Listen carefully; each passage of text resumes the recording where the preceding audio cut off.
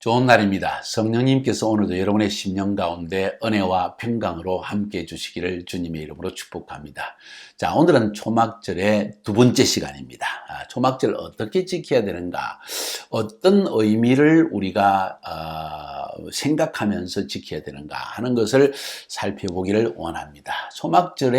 초막에서 거하는 원칙은 모두 집 밖에 나가서 초막을 짓고 지어야 합니다. 그래서 지내야 합니다.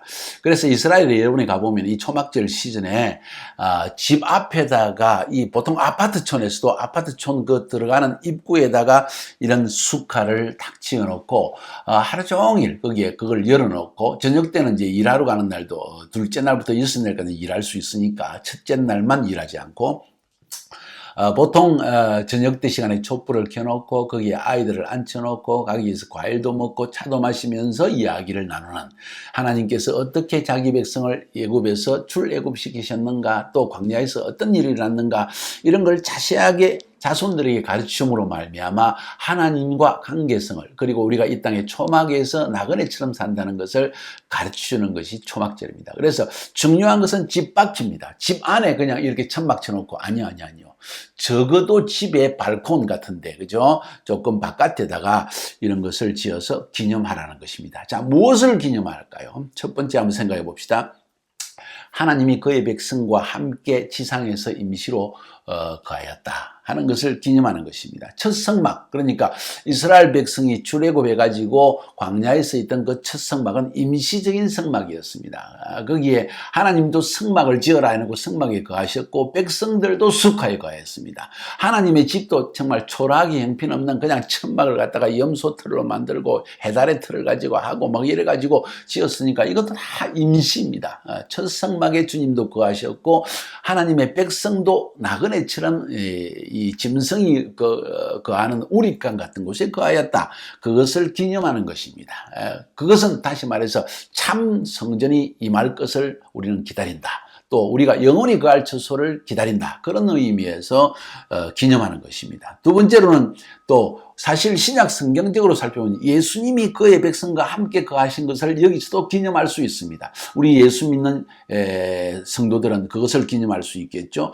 요한복음 1장 14절에 보면은 말씀이 육신이 되어 우리 가운데 거하시며 우리가 그 영광을 보니 아버지의 독생자의 영광이요 은혜와 진리가 충만하더라. 말씀이 육신이 되어 우리 가운데 거하시며, 거한다는 말이 이 숫곳이라는 말과 원어가 같습니다. 그 어근이 같습니다. 임시 처소로 거하셨다.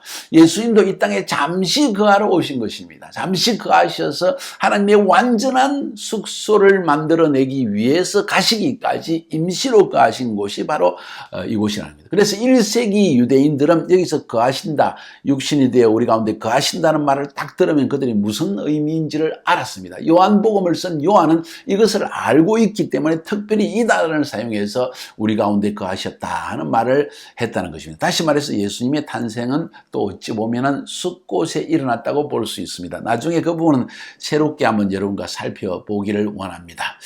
자, 세 번째로 또 우리가 생각해 볼 때, 그러니까 첫 번째로는 이 숫곳이라는 것은 하나님도 임시로 거하시고 우리도 임시로 간 것을 기념한다.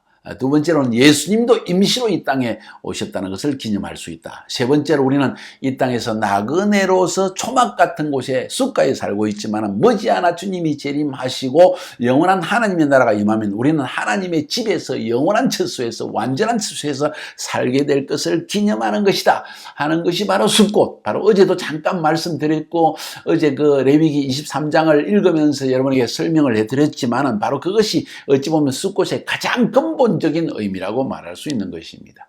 히브리서 11장 8절부터 10절까지 제가 한번 읽어볼까요?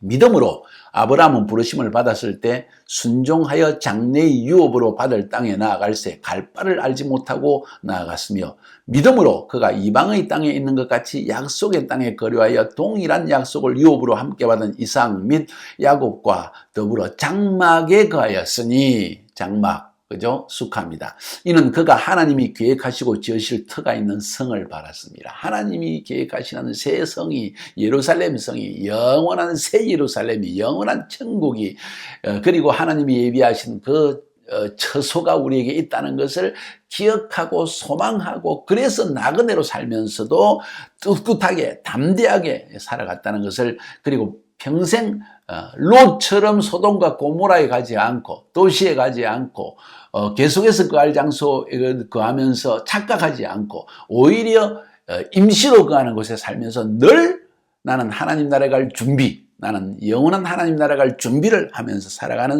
삶이 바로 크리스찬의 삶이요, 성도의 삶이요, 하나님 백성들의 삶의 기본적인 마음 자세가 그래야 된다 하는 것을 이야기하는 것입니다. 그래서 보통 유대인들이 사는 집에 가보면 집이 그렇게 부유하지 않습니다. 굉장히 부유한 유대인들은 그렇게 살죠. 근데 그 유대인들은 이스라엘에 안 들어오죠. 거의 다 미국과 유럽에 거대한 집을 짓고 엄청난 샹데리어 큰 이름을 달아놓고 그리고 멋지게 살아갑니다. 그런데 일반 유대인들, 예루살렘에 사는 유대인들 보면 집이 그냥 아주 초라합니다. 뭐 가구도 그렇게 특별히 좋은 거 사지 않습니다. 그냥 되는 대로 사는 것 같습니다. 그 이유는 이곳이 영원히 살 곳이 아니라는 것을 알고 배우고 매년 숫곳에서 그것을 또 자녀들에게 전달하고 있기 때문이라고 저는 생각합니다. 이거 굉장히 중요한 개념이 아닌가. 여러분 어떻게 생각하세요? 착각하면은 세속주의에 빠집니다. 점점 이 세상이 영원한 것처럼 영원히 살 것처럼 영원히 가장 좋은 것을 예비하고 살려고 노력하다가 우리의 시간과 힘과 물질과 모든 것을 낭비해 버리는 그런 삶을 살고 있지는 않은지 한번 생각해 봅시다. 자, 그래서 이 초막절은 사실은 예수님의 재림을 상징하는 게 아닙니다. 예수님의 공중 재림은 언제요?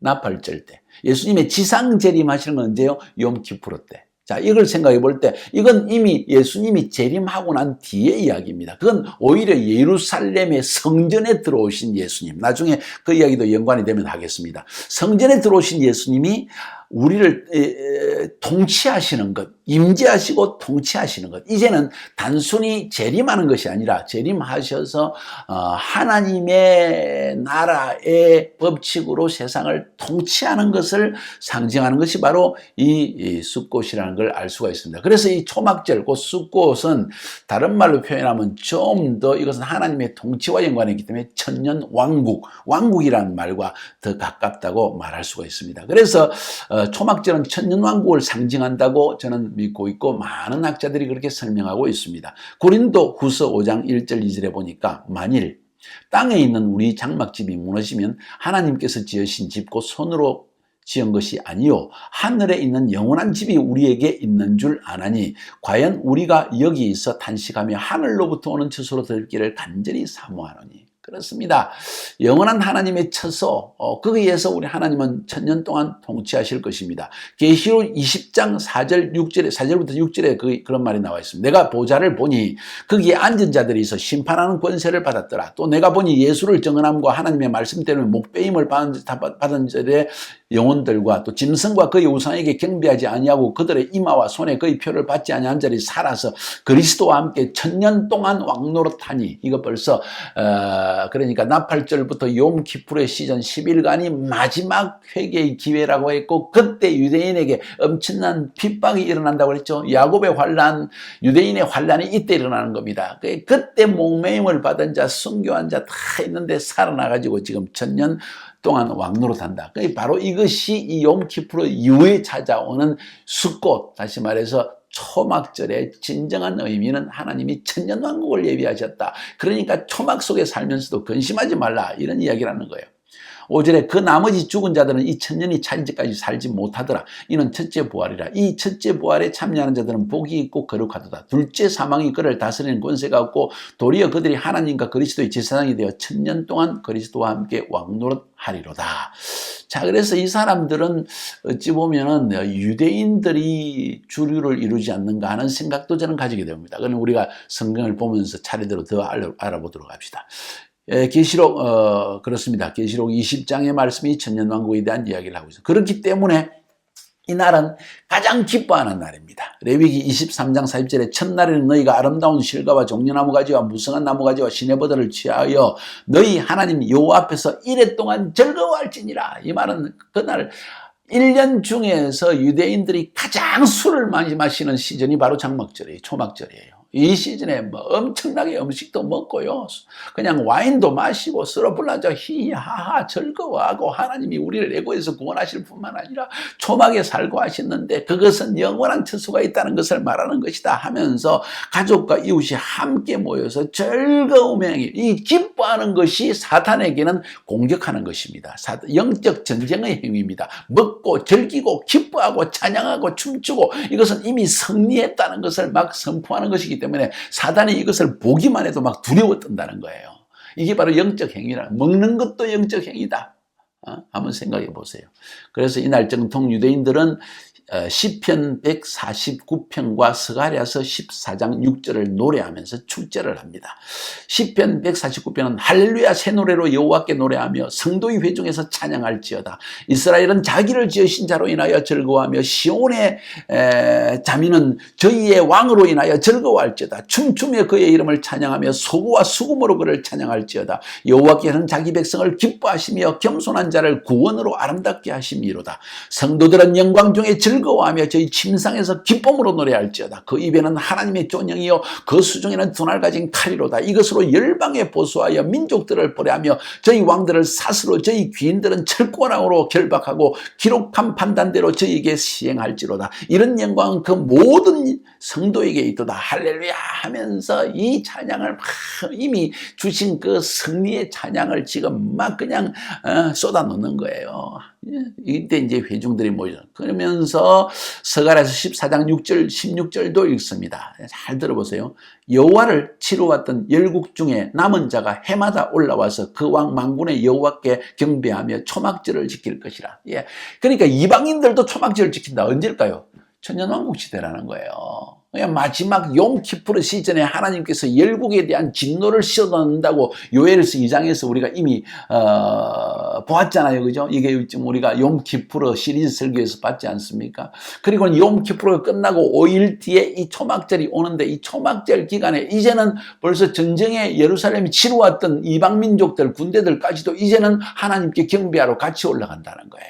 이게 바로 천년왕국의 시즌을 보여주는 거예요. 이게 바로 하나님께서 완성하신 초막절. 초막절은 7번째 달에 7번째의 절기, 7개의 큰 절기 중에서 그 다음에 7번째 보름달이 뜰 때 7일간 축제한다. 왜? 이것은 하나님이 완성하신 날이라는 것을 기념하기 위한 거라는 거예요. 천년왕국을. 그러니까 6일 동안 천지를 창조하시고 7일째 안식하셨다. 7일 천년입니다. 하루가 천년 같다고 했으니까 그 천년왕국에 이제 이 천년 왕국을 하고 그 다음에 8일째 영원한 나라로 들어간다는 것을 기념하는 이것이 바로 하나님의 칼렌다입니다. 하나님의 시간표입니다. 우리 백성들은 하나님의 백성들은 이걸 잘 알고 하나님의 시간표를 따라 살아야 되겠다는 결단을 이 시즌에 할 수 있기를 바랍니다. 이 말씀 가지고 서로 나누어 보고 이 말씀이 진정 그러한가 그렇다면 나는 어떻게 살아야 할 것인가 서로 토론할 수 있기를 주님의 이름으로